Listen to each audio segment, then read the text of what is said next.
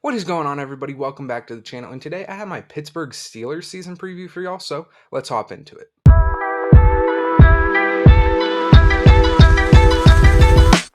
And if you like this type of stuff, please consider subscribing. But anyway, last year the Steelers finished with a 9-8 record.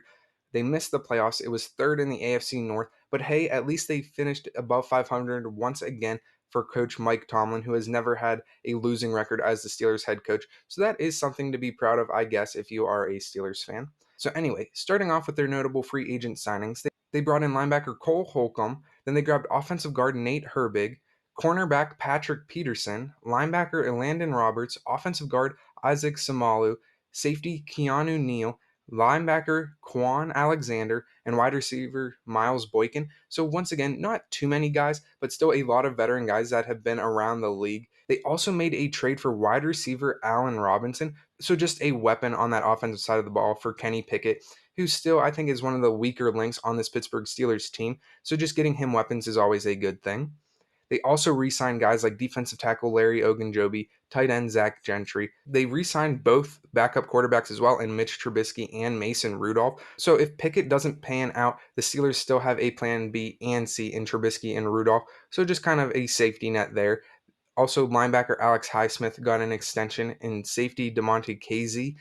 Once again, some guys on that defense that made an impact, so just keeping them around is always a good thing. The Steelers always seem to have a formidable defense that contributes to their success, so that is always a good thing when they retain their defensive players.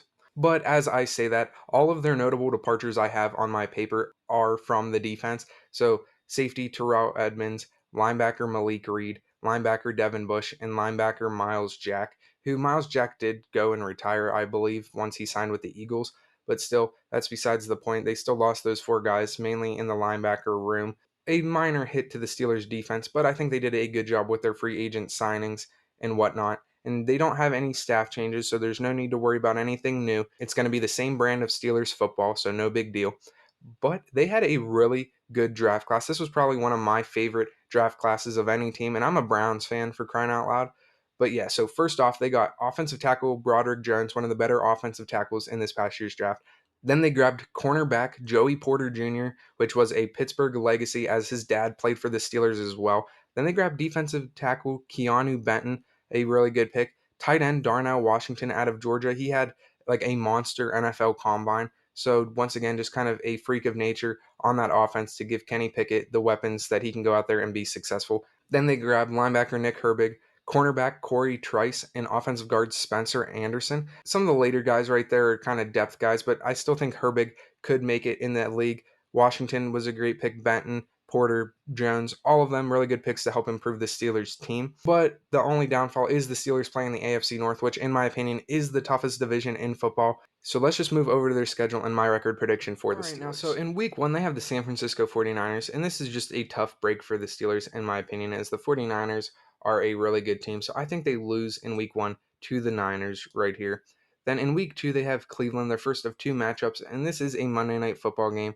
And I think once again, the Steelers, Cleveland has a much improved defense, and I think the Steelers probably lose this one as well. And then in week three, their first road game of the season against the Las Vegas Raiders, I think the losing stops here as the Steelers finally get their first win of the season. Then also on the road in week four, they have the Houston Texans with a rookie quarterback in CJ Stroud. And the Steelers defense should have no issue beating a rookie quarterback. So the Steelers are back on track with two straight wins. But then in week five, they have their first of two matchups against the Baltimore Ravens. And I do think the Steelers will lose this game to the Ravens, even though it's at home. Then they have a pretty early bye in week six. So at their week six bye, they're sitting at a 2-3 record. So not great, but still not too bad. They're not out of the running of anything just yet. And coming out of the bye, they have the Los Angeles Rams, who I think the Steelers can win, and so they get the W right there. But then at home, they have the Jacksonville Jaguars, and I have super high hopes for the Jaguars, and I think Jacksonville beats the Steelers right here. And then in week nine, they have the Tennessee Titans, and I didn't even realize I've been doing this, but the Steelers haven't won a game at home yet, and their only wins have been on the road. But that all changes right here in week nine as the Steelers, I don't want to say upset the Titans, but they get their first home win of the season against the Titans right here. Then they have the Green Bay Packers, another team I'm not super high on. I'm not sure how Jordan Love will do. but the Steelers, their defense, I think they can give him fits, so the Steelers get the win right here. But then they have their second matchup against Cleveland, and this one is in Cleveland, and I think the Browns will sweep the Steelers. So the Steelers lose right there. And then the Steelers have their first matchup against the Cincinnati Bengals, and I do think the Cincinnati Bengals will also sweep the Steelers this year. So they lose right here in week 12, as well as down here in week 16. But in week 13, they play the Arizona Cardinals, who I have super low hopes for this year. So I think they beat the Cardinals relatively easily right there. And then the following week, they have the New England Patriots, another team that I'm kind of low on this year. And I think the Steelers will be able to win. So they win this game against the Patriots right there. And then in week 15, they have yet another rookie quarterback in Anthony Richardson and the Colts.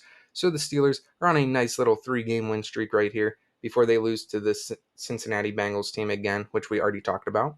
And then they have the Seattle Seahawks, which at this point in the season might be playing for something. Same thing with the Steelers. Like I feel like these two teams, like wild cards at best. I don't think these teams are going to win their division. I think San Francisco is going to win the NFC West. Meanwhile, I don't think Pittsburgh is going to win the stacked AFC North. So this game could really go either way. And with it being in Seattle, I do think the Steelers will lose this game to the Seahawks. And then with Mike Tomlin's no losing season streak on the line, they have the Baltimore Ravens in Baltimore. And as much as I don't like the Steelers, being a Browns fan, I'm not going to end their streak. So I'll give them the win against the Baltimore Ravens right here. Maybe this 9-8 record is good enough for a wild card spot. Maybe it's not. But hey, at least they didn't have another losing record. So that brings their season total to 9-8 once again. And I don't think it's a knock on the Steelers. I just think first off, they play in a really tough division. Second off, I'm not sold on Kenny Pickett. I think he's going to make a lot of mistakes. And the Steelers do go up against a lot of good teams. So having a winning record is nothing to be ashamed of, but I doubt they make it back to the playoffs. But let me know what you guys think. Leave your thoughts down below. Like the video, subscribe to the channel. I will catch you with another season preview. God bless.